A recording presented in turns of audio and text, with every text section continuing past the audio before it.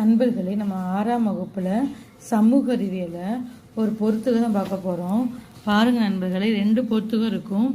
இதில் பாருங்கள், ஃபஸ்ட்டு ஒன்று மிகிர குலர் அப்படின்னா ஸ்கந்தகுப்தர், ஆரியபட்டர்னா வானியல் அறிஞர், ஓவியம்னா பாக் மத்திய பிரதேசம் பாக், நாலந்தா பல்கலைக்கழகம் அப்படின்னா குமாரகுப்த தோற்றுவிச்சிருப்பாரு, சார்தாவாகா அப்படின்னா இடமிட்டு இடம் செல்லும் வணிகர்கள். அதே மாதிரி 2வது பொறுத்து பாருங்கள், பாணர் அப்படின்னா ஹர்ஷசரிதம் எழுதியவர் பாணர். ஹர்ஷர் அப்படின்னா சியூக்கியில் அவர் ஹர்ஷர் பற்றி சொல்லியிருப்பார்.